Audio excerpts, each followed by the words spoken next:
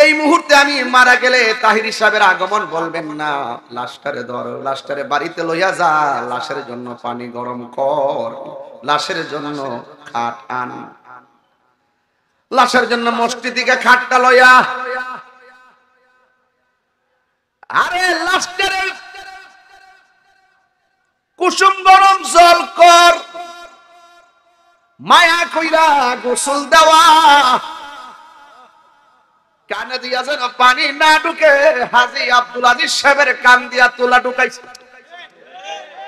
কথা কর না কেন? নাকে দিয়া যেন পানি না ঢুকে হাজী আব্দুল আজিজ সাহেবের নাক দিয়া পানি তুলা ঢুকাইল। এত মায়া কইরা হাজী আব্দুল আজিজ সাহেবরে শোয়া থেকে উঠাইয়া বসাইয়া পেটের মধ্যে চাপ দিছে, মলমূত্র বাইর করছে, টিস্যু দিয়ে পরিষ্কার করছে।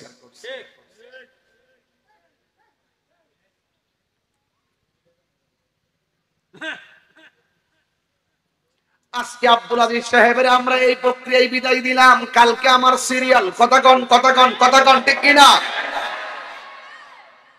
সারা বিশ্বে প্রতিদিন মানুষ মরতেছে, আমি আপনি কিন্তু একটা সিরিয়ালে পড়ে রয়েছি, কিন্তু সিরিয়াল নাম্বারটা আমার কাছে নাই। আল্লাহ বলে, আমি আল্লাহ সুম্মা ইউমিতুকুম, অতঃপর আমি আল্লাহ তোমাদেরকে মরণ দিব। জোরে জোরে কি আল্লাহু আকবার বলা যাবে না?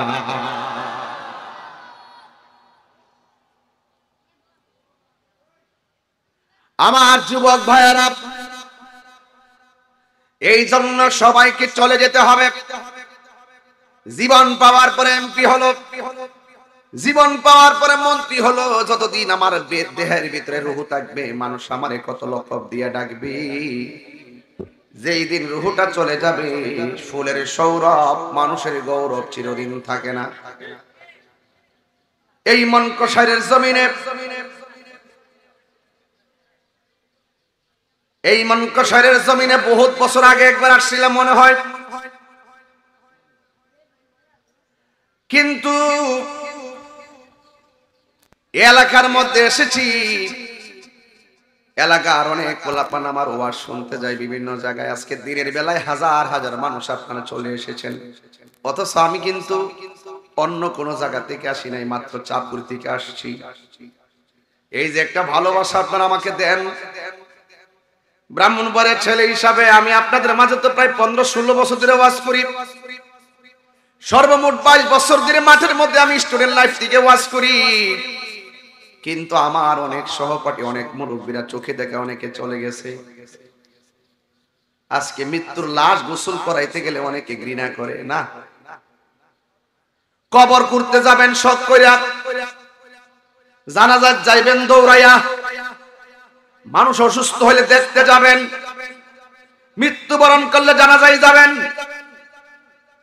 আর গোসলের পানি আগায়া আগায়া দিবেন। দেখবেন কি সুন্দর করে মায়া, শুধু মায়া, শুধু মায়া, মায়া,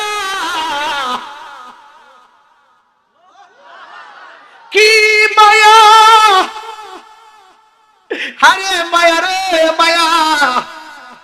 লাশটারে আস্তে কইরা ধরে যাতে ব্যথা না পায়, আস্তে কইরা শুয়ায়, আস্তে কইরা কুসুম গরম পানি দেয়। অন্যান্য ধর্মের দিকে তাকায় দেখেন কেমনে আগুন ধরাই, আর আমরা কত মায়া কইরা বিদায় দেয়। কানে তুলা দেয়, নাকে তুলা দেয়, খাটের মধ্যে শোয়ায়, পকেট ছাড়া নতুন জামা লাগায়। আল্লাহু আকবার কই না রে?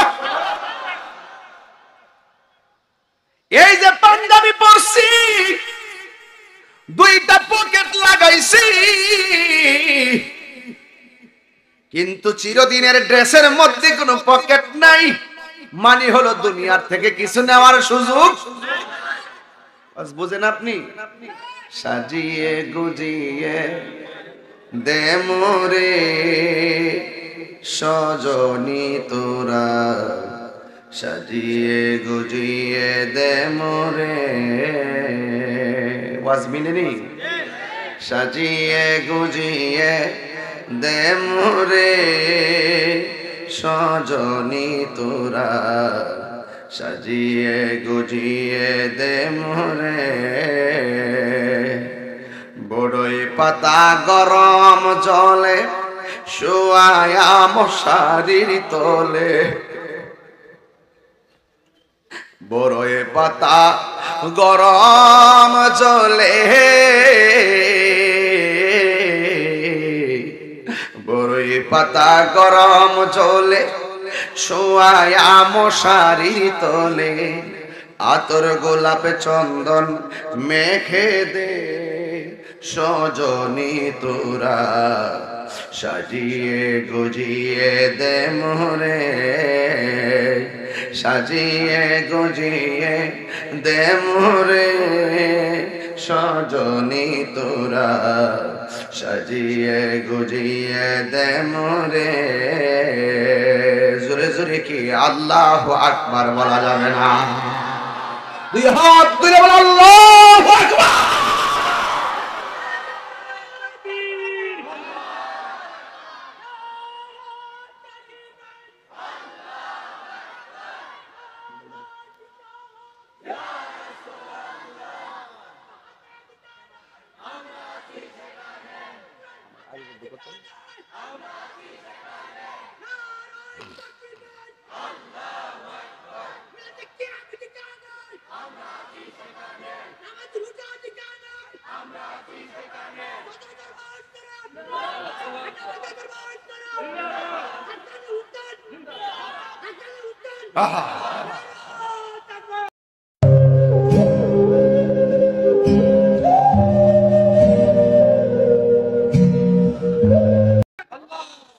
আল্লাহুম্মা সাল্লি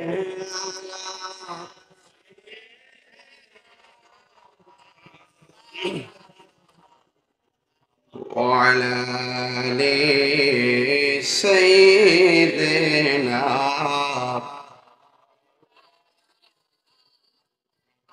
বেলা যখন শেষ হইবে পারের তরি পাবে না, সময় থাকিতে মুর্শিদ ধরে পথ করে না সাধনা। আল্লাহুম্মা এ নবী পাগল মহব্বতে মহব্বতে আল্লাহু আকবার। وعلى آل سيدنا।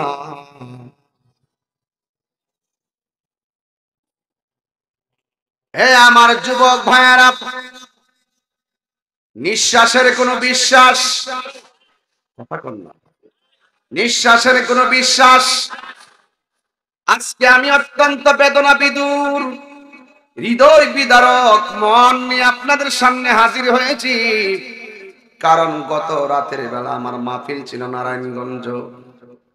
নারায়ণগঞ্জ মাহফিল থেকে নাইমা একটা মৃত্যুর সংবাদ শুনে কলিজাটা কম্পন দিয়ে উঠেছে।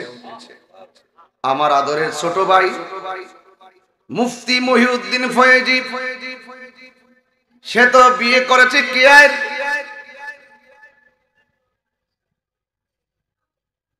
তার আমার ভাই মুফতি মহিউদ্দিন ফয়েজি সাহেবের ভাইরা অর্থাৎ আমার মরিয়ম আপার স্বামী গত রাত্রে 12টার সময় দুনিয়া থেকে বিদায় হয়ে গেছে।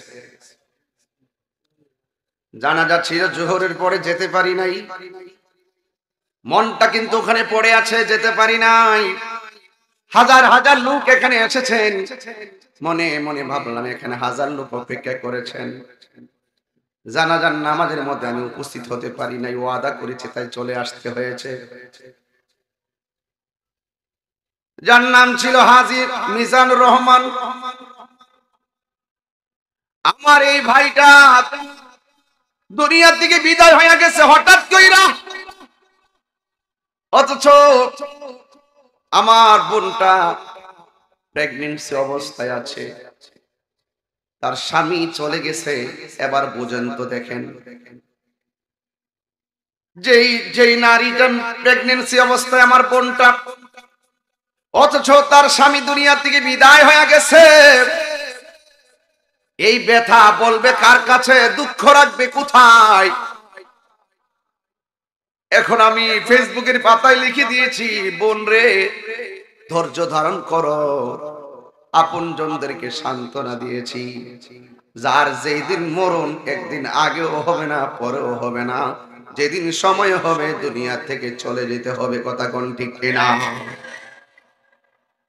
এই দিক দিয়ে আয়েশা শুনলাম এক খবর, ওই দিক দিয়ে আরেক খবর, এই দিক দিয়ে হাজী, ওই দিক দিয়ে হাজী, এই দিক দিয়ে আব্দুল আজিজ সাহেব, ওই দিক দিয়ে হাজী মিজানুর রহমান সাহেব। আল্লাহু আকবার বলবেন না? আমরা দোয়া করে দিই, আল্লাহ হাজী মিজানুর রহমান আমার ভাই দুনিয়া থেকে চলে গেছে, আল্লাহ গো তার কবরটারে তুমি জান্নাতের বাগান বানায় দিও। জোরে গো আমিন। সে যে নামে বলবো ভাই, একটু দিলটা নরম করে বলবেন আমার সাথে। কেউ থাকবে না পৃথিবীতে, সবাই চলে যেতে হবে, কেউ আগে যাবে কেউ পরে যাবে। কথা বলেন ঠিক কিনা? সে যে নামে আজরাইল, সঠিক সময় তোমার ঘরে হইব দাখিল। সে যে নামে আজরাইল, সঠিক সময় তোমার ঘরে হইব দাখিল। কত কাকুতি মিনতি করবা তুমি, রেহাই পাবে না।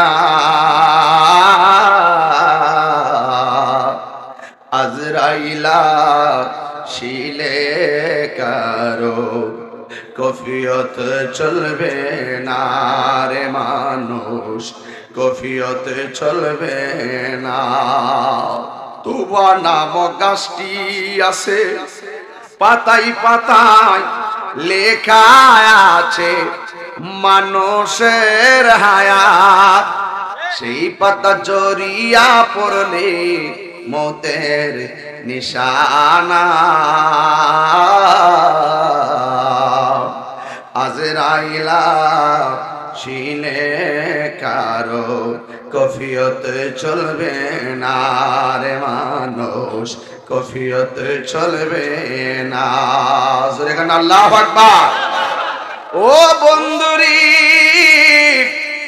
ও মন কষারের বাবারা, এই জন্য কে কোন দিন চলে যাব আমরা জানি না।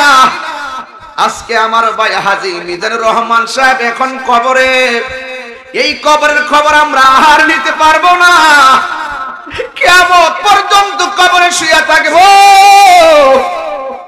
আল্লাহর ডাক দিয়া কন্যা আল্লাহ, দিলটা নরম করে বলো আল্লাহ। আল্লাহ আমার ভাই হাজী মিজানুর রহমান সাহেবের কবরটাকে আল্লাহ দয়াল নবীর তুফাইলে জান্নাতের বাগান বানায়া দাও। আল্লাহ আপনজনদেরকে, ছেলে মেয়েদেরকে, পরিবার পরিজনদেরকে আপনি ধৈর্য ধারণ করে তৌফিক দিয়া দেন। জবানটা খুলে বলুন আমিন। এক যুবক ভাইয়ের আমার আল্লাহ বলছেন সুম্মা ইউমিতুকুম, অতঃপর আমি তোমাদেরকে মরণ দিব। ম্যান ইজ মর্টাল, মানুষ মরণশীল। কুল্লু নাফসিন যায়িকাতুল মাউত,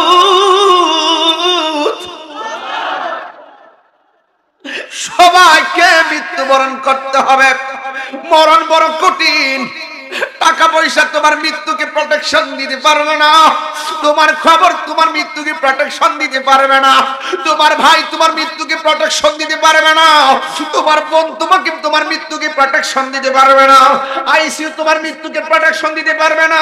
leave it green, green life, green life hospital এবং অ্যাপোলো থেকে শুরু করে কোন হসপিটাল তোমার মৃত্যুকে প্রোটেকশন দিতে পারবে না। জবানটা খুলে বলেন মৃত্যু দেওয়ার মালিক কে? আরো বড় করে বলুন মৃত্যু দেওয়ার মালিক কে?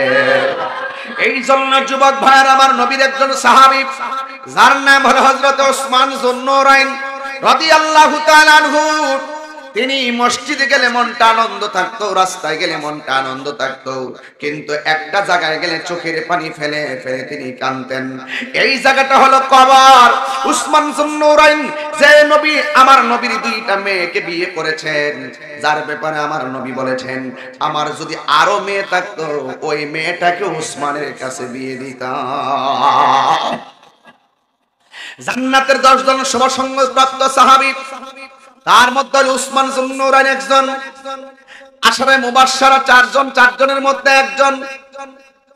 এক যুবক, এই খুলাফায়ে রাশিদিন প্রথম 4 খলিফার মধ্যে একজন হলো হযরত উসমান।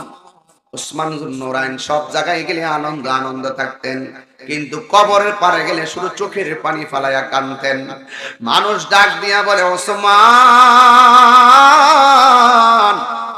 ও উসমান, আপনি তো জান্নাতের শুভ সংবাদ ওয়ালা, কবরের পারে আসলে কেন আপনি চোখের পানি ফালায়া কাঁদেন?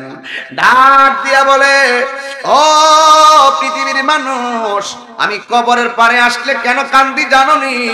আমার নবী বলেছেন কবরটা হলো আখিরাতের প্রথম মঞ্জিল। এই কবর যারা ভালো হবে হাসরের ময়দান হবে।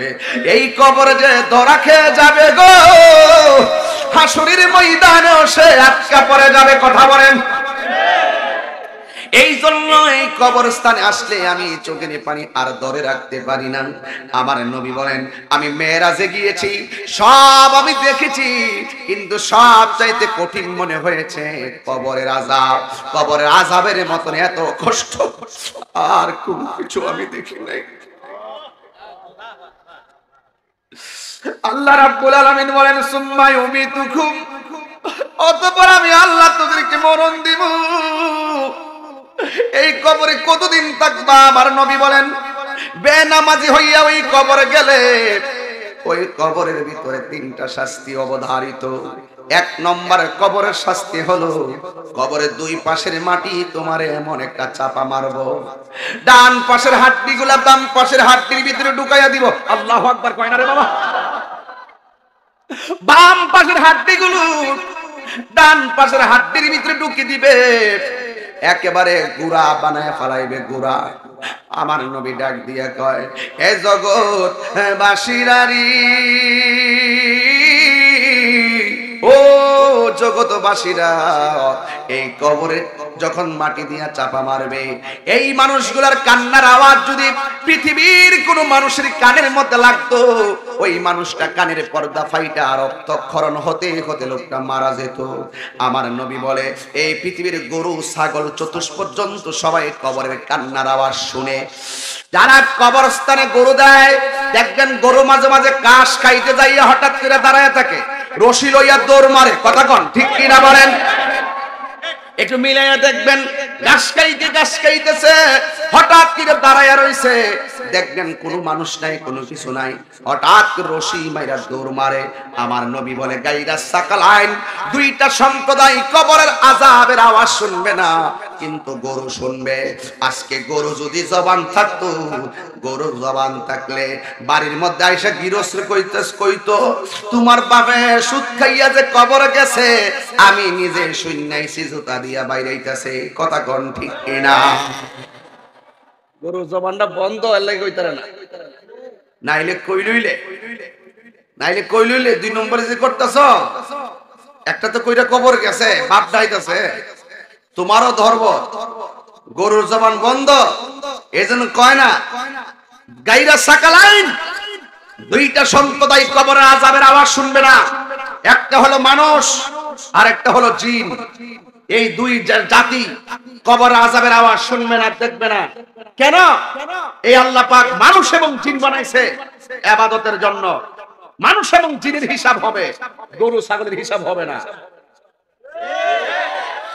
ওয়ামা তেলাওয়াত করলে কি কষ্ট পান আপনারা?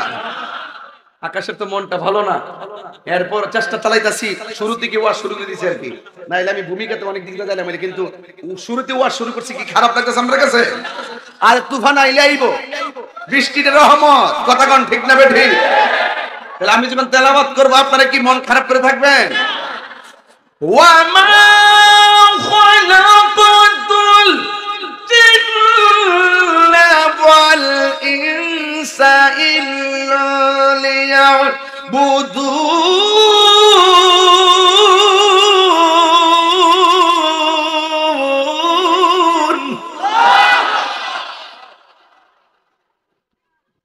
এটা কি মোল্লার কথা না আল্লাহর কথা? তার কথা মানবেন? আল্লাহ রাব্বুল আলামিন বলেন, আমি মানুষ এবং জিন জাতিকে সৃষ্টি করেছি একমাত্র আমার ইবাদতের জন্য। জবানটা খুলে বলুন, নামাজ পড়বো কার সন্তুষ্টির জন্য? রোজা রাখবো কার সন্তুষ্টির জন্য? মাহফিলে আসলাম কার সন্তুষ্টির জন্য? এই জন্য দুইটা জাতি কবর আযাবের আওয়াজ শুনবে না। কবর বেনামাজি রে, কবর এমন ভাবে চাপা মারবে হাড্ডিগুলা গুড়া বানায় ফালাইব। দুই নম্বর হলো বেনামাজির কবরের ভিতরে আমার আল্লাহ জাহান্নামের আগুনের হাওয়া ঢুকাইয়া দিবে। এই জাহান্নামের আগুনের হাওয়াটা দুনিয়ার আগুন থেকে 70 গুণ গরম। এমন গরম হাওয়া কবরে ঢুকাইয়া দিবে, বাড়ির পাশে আগুন লাগলে মানুষে পানি নিয়ে যায় আগুন নিবানোর জন্য। ঘরের পাশে গুরুস্থান, কবরে জাহান্নামের আগুন লেগে গেলে দুনিয়ার পানি দিয়ে নিবানো যাবে রে বাবা। দুনিয়ার পানি দিয়ে আগুন নিবানো যাবে না। এই জন্য যুবক, আমার নবী আপনার নবী বলেন জাহান্নামের আগুন ঢুকাইয়া দেওয়া হবে। আপনি যতই কান্নাকাটি করেন আপনার কান্না কোনো লাভ হবে? লাভ হবে? লাভ হবে? একদিন মাটির ভিতরে হবে ঘরে মন আমার, কেন বান্ধো দালান ঘর? ঠিক কিনা? প্রাণ পাখি উড়ে যাবে পিঞ্জর ছেড়ে, ধরা দাম সবই রবে তুমি যাবে চলে। বন্ধু বান্ধব যত, মাতা পিতা তারা শত, হয়ে যাবে সবই তোমার পরে মন আমার, কেন বান্ধ দালান ঘর? একটা জবান বন্ধ রাখবেন না, মহব্বতে মায়ার সুরে বলুন সুবহানাল্লাহ। এই জন্য যেমন কর্ম, জোরে কোন যেমন কর্ম, অন্তর খবর জানে একজন, জোরে কোন তিনি কে? এই জন্য উপেনে গুনাহ করলেও আল্লাহ দেখে, প্রকাশ্যে গুনাহ করলেও আল্লাহ দেখে। এই জন্য আমার নবী বলেন বেনামাজি হইয়া কবরে গেলে 3 নম্বর শাস্তি হলো কবরে সাপ বিচ্ছু চলে আসবে। সাপ বিচ্ছু এমন ভাবে তোমাকে সুবল দিবে, এই সাপের হাওয়া যদি দুনিয়াতে ছাড়তো, দুনিয়ার সব গাছপালা গুলা জলে পড়ে সারখার হয়ে যেত। এমন সাপ তোমার পেঁচ দিয়া দিয়া নাভির মধ্যে আঘাত করবে, 70 গজ মাটির নিচে নিয়ে ঢুকাইয়া দিব। কতভাবে তুমি চিৎকার দিবা! দুরা সাপ দেখলেই রাতের বেলা মনে হয় পানুক সাপ ঢুকছে। কথা কোন ঠিক কিনা? এই গতকালও দেখলাম, গত পরশুদিন চিটাগাং থেকে মাহফিলে আইসা ফেসবুকে ঢুকলাম, দুইটা দেখলাম একটা মাদ্রাসার ভিতরে ছাত্র ঘুমিয়ে আছে, আবার পাশে দুইটা উস্তাদ ঘুমিয়ে আছে। সিসি ক্যামেরায় দেখাইতেছে বন্যার পানিতে ওই দাকিরা সাপগুলো ঘরে ঢুকতেছে। একটা সাপ নিচ দিয়া মাদ্রাসার ভিতরে ঢুকছে, হুজুরের কানের কাছে গিয়া মাথাটা ঢুকাইছে। হুজুরের যখন একটু বুঝতে পারছে কি যেন আসছে, গাটটা লড়াইছে, পরে এমনি সাপটা মাথার তলে পয়রা সুবল দিছে। আবার সাপটা দৌড়ে পাশের হুজুরের উপরে যাইয়া পড়ছে, ওই হুজুরের সুবল দিছে। পরে লাইটটা জ্বালাইছে, লাইটটা জ্বালাইয়া দেখতেছে সাপ ঘরের ভিতরে ঢুকছে। একজন আরেকজনের কই, কিরে আমার এই জায়গাটা এমন ব্যথা করে কেন? হেও কয় আমার এই জায়গাটা ব্যথা করে কেন? এই সাপের কামড়ে দুইজনের মৃত্যু হইয়া গেছে। এই জন্য সাপ দেখলে আমাদের কাছে অনেক ভয় লাগে। কথা কোন ঠিক কিনা? আর কবরে গেলে এই সাপ করে এই বাংলার জমিনের সাপের মতো নয়, যেই সাপের বিষ সারা দুনিয়ার গাছপালাকে জ্বালাইয়া দিবে। এই সাপগুলার দৈর্ঘ্য হলো 450 কিলোমিটার। এটা কি এমন সাপ কি বাংলাদেশে আসেনি রে বাজান? 12 হাত 20 হাত সাপ দেখলি তো মনে হয় যেন বাংলাদেশের সবচেয়ে বড় সাপ দিয়ে কাবালাইছি। আর কবরের ভিতরে যে সাপটা তোমার সবল দিবে, এই সাপটা লম্বা হলো 450 কিলোমিটার লম্বা। এমন ভাবে তোমার সবল মারবে, দাঁতগুলো হবে 70 গজ লম্বা, চোখগুলো হবে আগুনের চাইতে 70 গুণ গরম।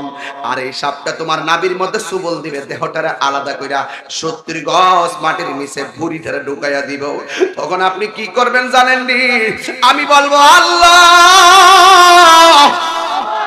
ও আল্লাহ গো,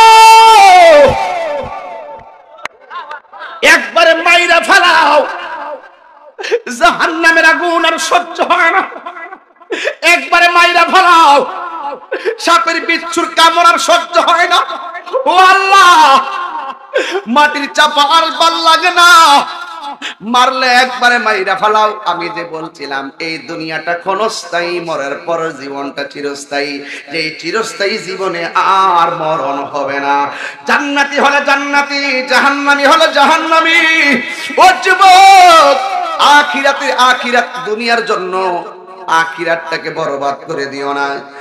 আর আল্লাহ বলছেন, যারা আমি আল্লাহকে ভয় করে দুনিয়াতে চলাফেরা করে, আমি আল্লাহ রাব্বুল আলামিন তাদেরকে একটা জান্নাত দিব না, আমি আল্লাহ রাব্বুল আলামিন তাদেরকে 2টা জান্নাত দিয়ে দিব। কয়টা জান্নাত দিয়ে দিব? 2টা জান্নাত দিয়ে দিব।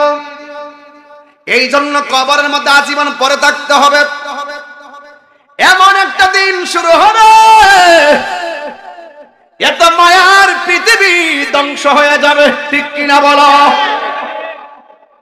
সামাজিক মূল্য শেষ, ঈমান শেষ, আমল শেষ, ভবিষ্যৎ শেষ। লাস্টে আপনি কিটা? পাগল। লাস্টে কি আপনি? পাগল।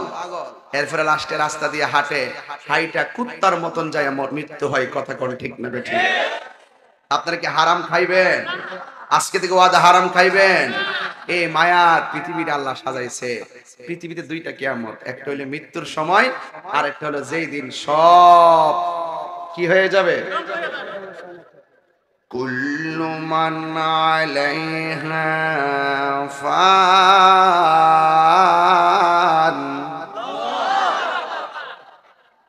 আমার ফুলা মান্ডি জোর কইতিব।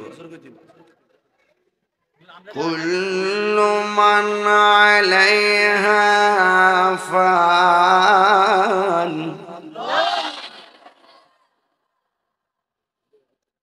ওয়া ইয়াবকা ওয়াজহু রাব্বিকা যুল জালালি ওয়াল ইকরাম।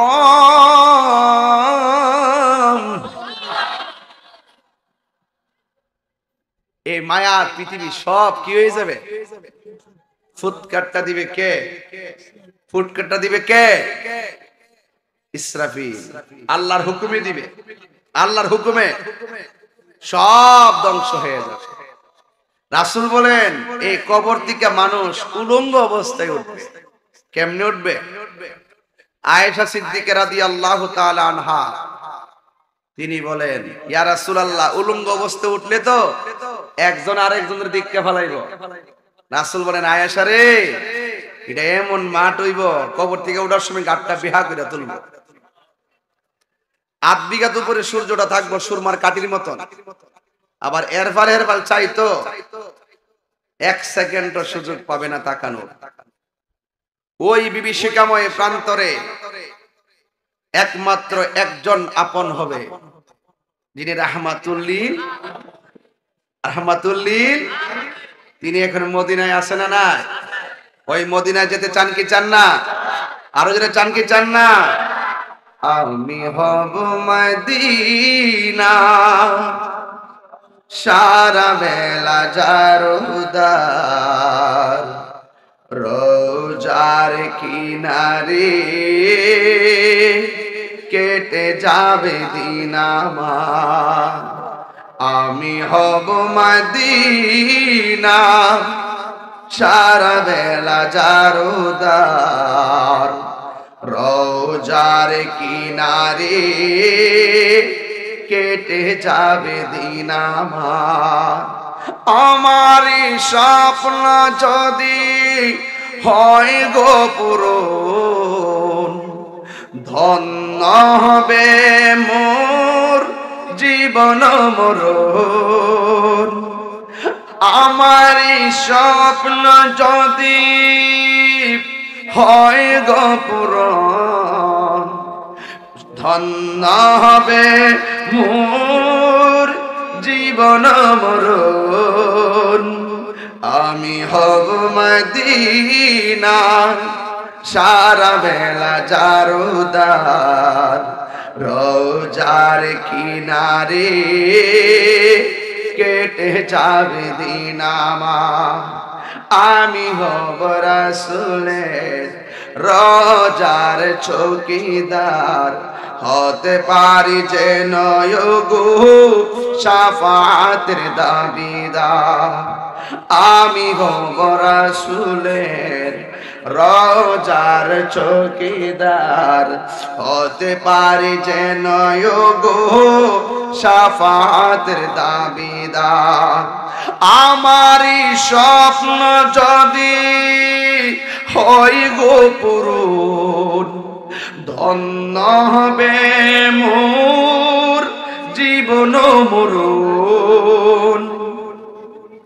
আমারই স্বপ্ন যদি হয় গো পূরণ, ধন্য হবে মোর জীবন মরণ, আমি হব মদিনা সারা বেলা জারুদার, রোজার কিনারে কেটে যাবে দিন আমার।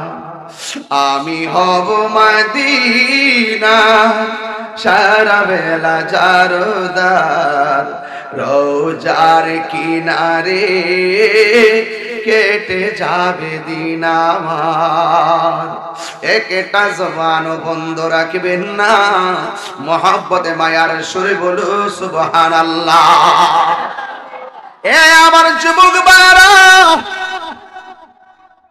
ওই পৃথিবী শেষ হয়ে যাবে, আমার আল্লাহ রাব্বুল আলামিন বলেন ইযা যুলজিলাতিল আরদু জিলজালাহা, যেদিন পৃথিবীটা শেষ হবে, শেষ হওয়ার আগে এই জমিনটা কাঁপা শুরু হবে। খুব সেনসিটিভ। আমার আল্লাহ বলেন ওয়াতাকুনুল জিবালু কারহিনিল মানফুস, এই জমিনের মধ্যে যত পাহাড় আছে গো, এই পাহাড়গুলা তোলার মতন উড়ে যাবে। ইয়াউমা ইয়াকুনুন নাসু কাল ফারাশিল মাবসুস, আর জমিন যখন কাঁপতে শুরু করবে, তখন মানুষগুলা পাখির মতন কীট পতঙ্গের মতন উড়তে থাকবে। দরুন মন কষাইলে মানুষ কাঁপতে কাঁপতে উইরা যায় সিঙ্গাপুরে চলে যেতে পারে, সিঙ্গাপুরের মানুষ আমেরিকা চলে যেতে পারে। এমন ভাবে জমিনটা কাঁপা শুরু হয়ে যাবে, আসমানে পাহাড়গুলা উড়তে শুরু করবে। আল্লাহ বলেন এই জমিনটা যখন কাঁপাকাঁপি শুরু হবে, ওয়া আখরাজাতিল আরদু আসফালাহা, জমিনের নিচে কয়লার খনি আছে, এই খনিগুলা জমিন থেকে ব্যাদ করে দিবে। বন্ধুরে আমার আমার ও যুবক ভাইরা, আমার নবী আমার আল্লাহ বলেন ও আখরাজাতিল আরদু আসফালাহা, জমিন তার বোঝাগুলা বের করে দিবে।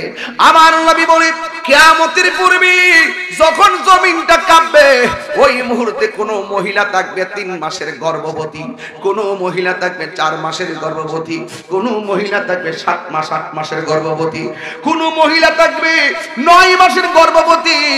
জমিন যখন কাঁপতে শুরু করবে, ওই মুহূর্তে সন্তান পেট থেকে ডেলিভারি হয়ে বের হয়ে যাবে। এই কষ্টটা কেমন হবে এটা আপনারা বুঝবেন না। মাকে জিজ্ঞাসা করবেন আম্মা প্রসবের সময় কেমন কষ্ট, মা আপনারে বলবে পুত্রে, যদি আমার কাছে ছুরি থাকতো নিজের জীবনটা নিজে দিয়া ফালাইতাম, এত কষ্ট লাগে। আমি যদি আগে জানতাম সন্তান পেটে নিয়া প্রসবের সময় এত কষ্ট, তাইলে জীবনেও আমার পেটের মধ্যে আমি সন্তান নিতাম না। এই কিয়ামতের পূর্বে সন্তানগুলো অটোমেটিক ডেলিভারি হয়ে যাবে, মায়ের নিচ দিয়ে রক্তে লাল লাল হয়ে যাবে। এমন ভাবে মা দুঃখিনী, বিশ্বাস যদি হয় মার জিজ্ঞাসা করবেন, আম্মা ঘন্টার পর ঘন্টা তুমি মরণ যুদ্ধে ছিলা, এরপরে তুমি কেমনে সান্ত্বনা হইছো? আমি যদিও প্রসবের সময় আমি সহ্য করতে পারি নাই, কিন্তু আমার সন্তানকে আমি যেই মাত্র দুইটা চোখে এক নজরে দেখেছি, আমার কুলের মধ্যে নিয়েছি। বাস্তব কথা বলি, সিজার যারা করে দেখবেন, সিজার করে পেট কাইটা বাচ্চাটা তুইলা, এই পেট কেটে বাচ্চাটা তুইলাই না কি করে জানেননি? মার বুকের মধ্যে দিয়া দেয়, অন্য কোথাও রাখে না। কেরে অনেকে মনে করে সিজার হইছে সহজ, হইছে সহজ, সিজার এটা সহজ বুঝলে? আরে সিজার কেমনে সহজ? এই পেটের মধ্যে 7টা পাল্লা, একটা একটা করে কাটে, একটু আঙ্গুলটা কাটলে কেমন লাগে রে বাজান? এমন ভাবে পেটটা 7টা পল্লার চামড়াটা কাইটা বাচ্চাটারে বের করে, বাচ্চাটারে বের করে যখন তারে সেলাই করে, এবার কষ্টে টেপ লাগাইয়া অথবা সেলাই করে, সেলাই কইরা আরে সিজার করার আগে থেকে পানি পান করা বন্ধ, সিজারের পর পর্যন্ত পানি পান করা বন্ধ, পানিও তাদেরকে খাইতে দেয় না, গলাগুলা শুকাইয়া যায়, ব্যথার যন্ত্রণা কই মা বেহুশ হইয়া যায়। এরপরে এই সিজার হওয়ার আগে এই পিছন দিক দিয়া এমন ভাবে ইনজেকশন দেয়, পুরা লাইফটারে বরবাদ করে ফেলায়। এই মহিলারা সিজারের পরে আগের মতন ভারী কাম করতে পারে না, তাদের কোমরটা একদম শেষ করে ফেলায়। এই ব্যথার কারণে আর দাঁড়াইতে ভালো করে পারে না, বাড়িগুলো আলগাইতে পারে না। এরপরে যখন তারে ওটিতে দেওয়ার পরে যখন তারে কেবিনে দেয়, পানি পান করতে পারে না। এরপরে যতক্ষণ অবস্থাকে কিছুটা ভালো থাকে, কিন্তু যখন অবস্থা শেষ হয়ে যায়, ব্যথার যন্ত্রণা পাগলের মতো হয়ে যায়। এই জন্য সিজার বলেন আর নরমাল বলেন, কোন প্রসবের সময় মার কষ্ট কম হয় না। কারণ এই মায়ের কষ্ট কেমন কষ্ট জানেননি? ওই জুন্নুন মিস্ত্রিরে বলা হয়েছিল, জুন্নুন তুমি একবার কেন 12 বার কেন? তোমার মারে যদি অসংখ্যবার কান্দে লইয়া খানায় কাবায় তাওয়াফ করো, প্রথমবার প্রসবের সময় তোমার মায়ের পেটে থাকা অবস্থায় মাঝে মাঝে যে মার কলিজায় লাথি মারছো, ওই একটা লাথির ব্যথার ঋণ শোধ হবে না। দুধের দাম তো পরের কথা, কলিজার একটা লাথির ঋণ শোধ হবে না। এই জন্য আমি তোমাকে বলছি যুবক, কিয়ামতের পূর্বে ওই সন্তান মার পেট থেকে বের হইয়া যাবে, এটা অটোমেটিকলি পরে যাবে। এই জন্য যুবক, মা বাবার মনে কখনো কষ্ট দেওয়া যাবে না। আজকে হাজী আব্দুল আজিজ সাহেব নাই, হাজী মিজানুর রহমান আমার ভাই দুনিয়াতে নাই, এই চেয়ারম্যান সাহেবের চাচা, তাই জানাজা থেকে আসছেন। যুবক রে আমার, হাজী মিজানুর রহমান আমার ভাইয়ের বাড়ি কিন্তু সিমরাই। এই জন্য যুবক ভাইরা, এই জন্য চলে যেতেই হবে। আমার বাবাও তো দুনিয়া থেকে চলে গেছে, বাবা হারা ব্যথা কত আমি বুঝি, যারা হারাইছে তারা বুঝে, যারা হারাই নেই তারা এখন মর্ম বোঝে নাই। এই জন্য আমি মাঝে মাঝে কান্দি, বাবা গো বাবা, বাবা গো বাবা, বাবা গো বাবা, বাবা গো বাবা, বাবা তুমি কেমন আছো ছোট মাটির ঘরে, তোমার কথারি হৃদয় মাঝে পড়ছে বারে বারে, বাবা গো বাবা,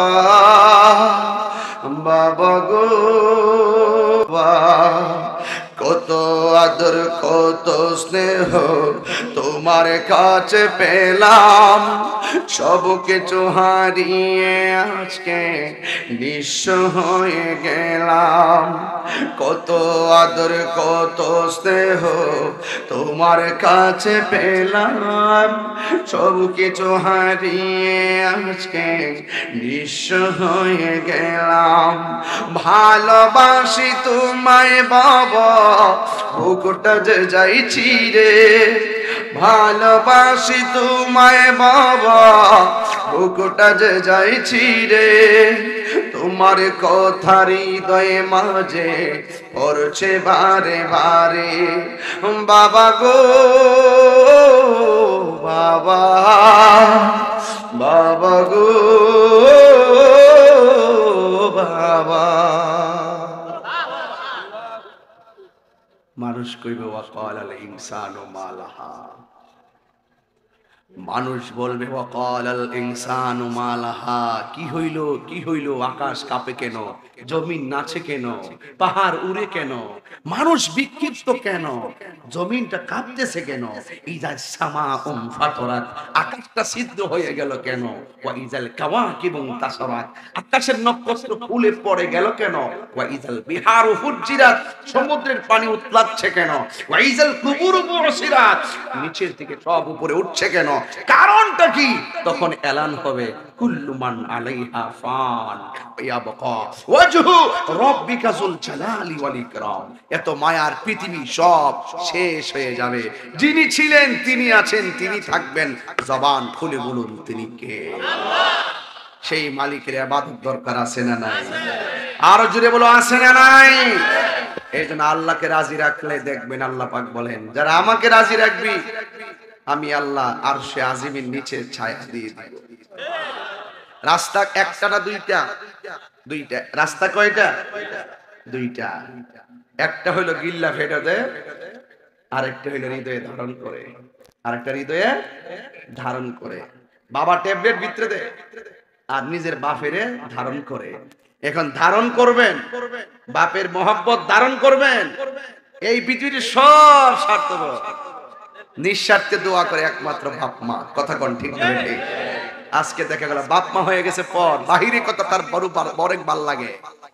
এই বিড়ির খাওন, হে বিড়ির খাওন, এই বেটার খাওন, হে বেটার খাওন, অভাব নাই। মা রান্না করে নুন কম হইছে, মইরা গেলে বুঝবে কত মজা আছি।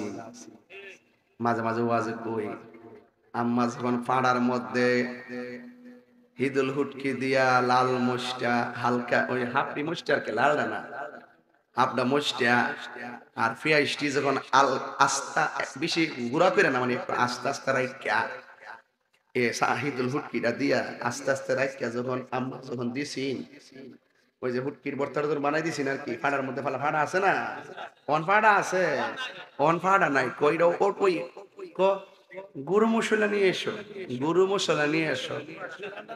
আর আগে যখন রে বাবা ওই ফাঁড়াটার মধ্যে হুটকির ভর্তাটা কইরা, এরপর আম্মা কিতা করছে, আবার ফাঁড়াটার মধ্যে ভাত ফালাইছে,